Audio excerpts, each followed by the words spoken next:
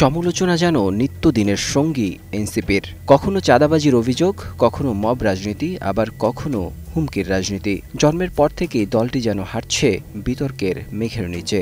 আর এবার নতুন সংযোজন এনসিপির যুগ্ম মুখ্য সমন্বয়ক আরিফুর রহমান তুহিনকে নিয়ে, যিনি কিছুদিন আগ পর্যন্তও ছিলেন একজন সাধারণ রিপোর্টার। আজ তিনি টেলিভিশনের মালিক।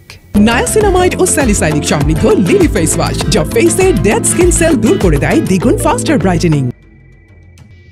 নেক্সট টিভির লাইসেন্স হাতে পেয়ে তুহিন এখন আলোচনার কেন্দ্রবিন্দুতে।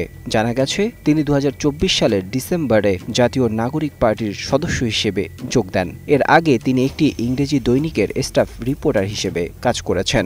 এনসিপি গঠিত হওয়ার পর তিনি দলটির যুগ্ম মুখ্য সমন্বয়ক হিসেবে দায়িত্ব পান। চলতি বছরের জুন মাসে আবেদন করে সেপ্টেম্বরের শেষের দিকেই নেক্সট টিভি নামে লাইসেন্সের অনুমোদন পান আরিফুর রহমান তুহিনের 36 মিডিয়া লিমিটেড নামক একটি প্রতিষ্ঠান। তবে এই প্রতিষ্ঠানে বিনিয়োগকারী হিসেবে দেশের বড় একটি রাজনৈতিক দলের কয়েকজন নেতা ও ব্যবসায়ী রয়েছেন বলে ধারণা পাওয়া গেছে। তবে এসব অভিযোগ মিথ্যে বলে দাবি করে তুহিন জানান, এনসিপি গঠনের আগেই 36 মিডিয়া লিমিটেড নামক কোম্পানির পক্ষে তিনি লাইসেন্সের জন্য আবেদন করেছিলেন। আর লাইসেন্স কখনো ব্যক্তির হয় না, কোম্পানির পক্ষ থেকে একজন আবেদন করে এবং তার নামে হয়। এদিকে টিভি চ্যানেল পরিচালনা করার মতো এত টাকা কোথায় পেলেন এনসিপির এই নেতা?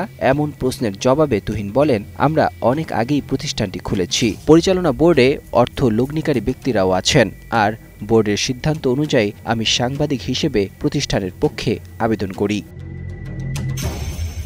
অন্যদিকে এ বিষয়ে সরকারি যুক্তি যেন চিরচেনা রূপেই ফিরে এলো। সরকারের তথ্য উপদেষ্টা মাহফুজ আলম জানালেন, সরকার যেহেতু কোনো মিডিয়া বন্ধ করছে না, ফলে ফেসিবাদ বিরোধীদের মিডিয়া দিয়ে মন্ত্রণালয় চাচ্ছে একটি প্রতিযোগিতামূলক পরিবেশ তৈরি করতে। তবে তথ্য উপদেষ্টার বক্তব্যের বিপরীতে মতামত দিলেন দুর্নীতি বিরোধী সংস্থা টিবিআই এর নির্বাহী পরিচালক ডক্টর ইফতেখারুজ্জামান। তিনি বলছেন, সংস্কার কমিশনের সুপারিশ ও গণঅভ্যুত্থানের চেতনাকে বিবেচনায় নিয়ে টিভি লাইসেন্স বা অনুমোদনের জন্য একটি গ্রহণযোগ্য নীতিমালা তৈরির সুযোগ সরকারের ছিল, কিন্তু সেটি না করে অন্তর্বর্তী সরকার আগের শেখ হাসিনা সরকারের মতোই আচরণ করছে, যা খুবই দুঃখজনক।